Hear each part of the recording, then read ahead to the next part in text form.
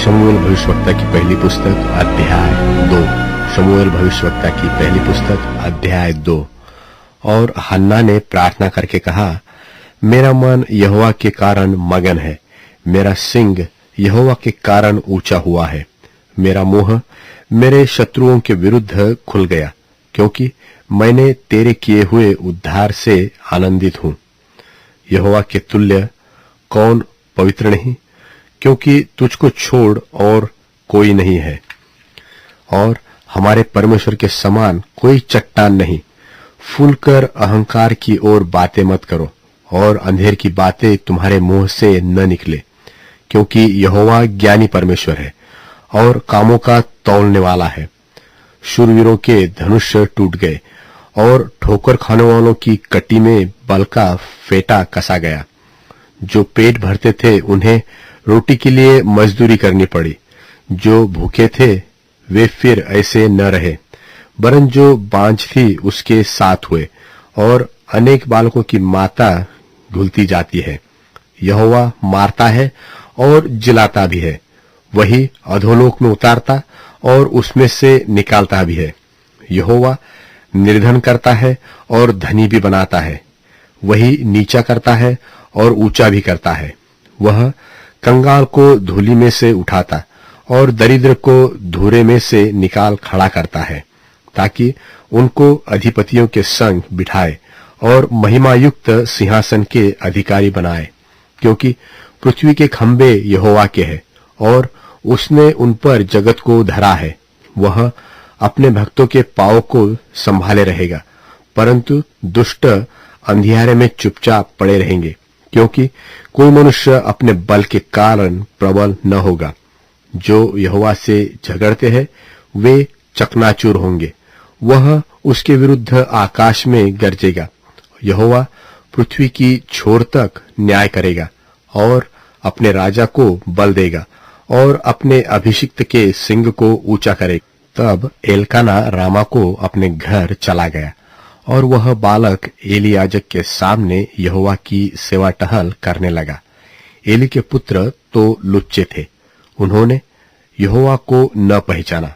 और याजकों की रीति लोगों के साथ यह थी कि जब कोई मनुष्य मेल बलि चढ़ाता था, तब याजक का सेवक मांस पकाने के समय एक त्रिशूली कांटा हाथ में लिए हुए आकर उसे कढ़ाई व हंडी व हंडे व तसले के भीतर डालता था, और जितना मांस कांटे में लग जाता था उतना मांस याजक आप लेता था। यो ही वे शिलो में सारे इस्राएलियों से किया करते थे जो वहां आते थे। और चर्बी जलाने से पहले भी याजक का सेवक आकर मेलबलि चढ़ाने वाले से कहता था कि कबाब के लिए याजक को मांस दे, वह तुझसे पका हुआ नहीं कच्चा ही मांस लेगा।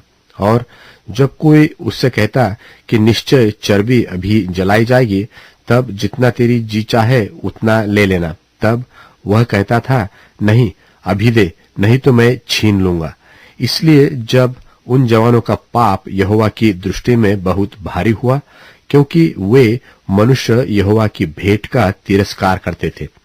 परंतु शमूएल जो बालक था, सनी का एपोद पहने हुए यहोवा के सामने सेवा टहल किया करता था, और उसकी माता प्रतिवर्ष उसके लिए एक छोटा सा बागा बनाकर जब अपने पति के संग प्रतिवर्ष की मेलबलि चढ़ाने आती थी, तब बागे को उसके पास लाया करती थी। और एली ने एलकाना और उसकी पत्नी को आशीर्वाद देकर कहा, यहोवा इस अर्पण किए हुए बालक की संति जो उसको अर्पण किया गया है, तुझको इस पत्नी से वंश दे। तब वे अपने घर चले गए, और यहोवा ने हन्ना की सुधि ली, और वह गर्भवती हुई, और उसके 3 बेटे और 2 बेटियां उत्पन्न हुई। और शमूएल बालक यहोवा के संग रहता हुआ बढ़ता गया। और एली तो अति बूढ़ा हो गया था, और उसने सुना कि मेरे पुत्र सारे इस्राएल से कैसा कैसा व्यवहार करते हैं, वरन मिलाप वाले तंबू के द्वार पर सेवा करने वाली स्त्रियों के संग कुकर्म भी करते हैं। तब उसने उनसे कहा, तुम ऐसे ऐसे काम क्यों करते हो? मैं तो इन सब लोगों से तुम्हारे कुकर्मों की चर्चा सुना आ रहा हूं। बेटो, ऐसा न करो, क्योंकि जो समाचार मेरे सुनने में आता है वह अच्छा नहीं। तुम यहोवा की प्रजा से अपराध करते हो।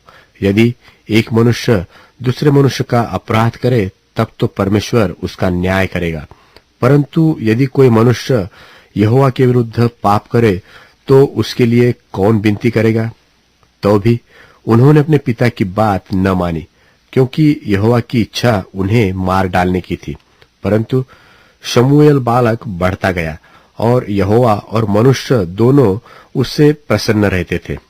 और परमेश्वर का एक जन एली के पास जाकर उससे कहने लगा, यहोवा यो कहता है कि जब तेरे मूल पुरुष का घराना मिस्र में फिरौन के घराने के वश में था, तब क्या मैं उस पर निश्चित प्रकट न हुआ था?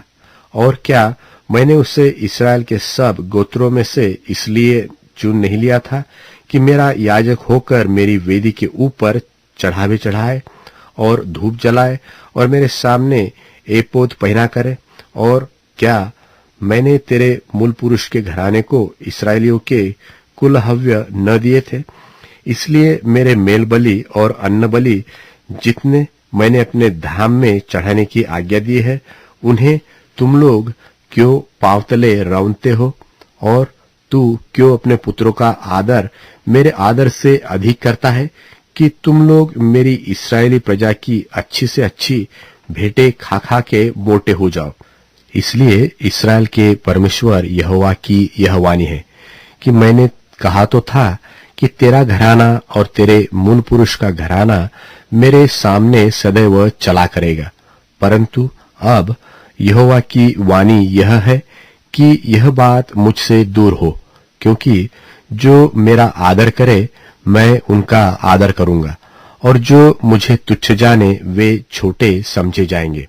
सुन, वे दिन आते हैं कि मैं तेरा भुजबल और तेरे मूल पुरुष के घराने का भुजबल ऐसा तोड़ डालूंगा कि तेरे घराने में कोई बूढ़ा होने न पाएगा। इस्राएल का कितना ही कल्याण क्यों न हो, तो भी तुझे मेरे धाम का दुख देख पड़ेगा, और तेरे घराने में कोई कभी बूढ़ा न होने पाएगा। मैं तेरे कुल के सब किसी से तो अपनी वेदी की सेवा न छीनूंगा, परंतु तो भी तेरी आंखें देखती रह जाएगी और तेरा मन शोकित होगा, और तेरे घर की बढ़ती सब अपनी पूरी जवानी ही में मर मिटेंगी। और मेरी इस बात का चिन्ह वह विपत्ति होगी जो होप्नी और पिनहास नाम तेरे दोनों पुत्रों पर पड़ेगी, अर्थात वे दोनों के दोनों एक ही दिन मर जाएंगे, और मैं अपने लिए एक विश्वास योग्य याजक ठहराऊंगा जो मेरे हृदय और मन की इच्छा के अनुसार किया करेगा, और मैं उसका घर बसाऊंगा और स्थिर करूंगा, और वह मेरे अभिषिक्त के आगे आगे सब दिन चला फिरा करेगा। और ऐसा होगा कि जो कोई तेरे घराने में बचा रहेगा वह उसी के पास जाकर एक छोटे से टुकड़े चांदी के व एक रोटी के लिए दंडवत करके कहेगा, याजक के किसी काम में मुझे लगा जिससे मुझे एक टुकड़ा रोटी मिले।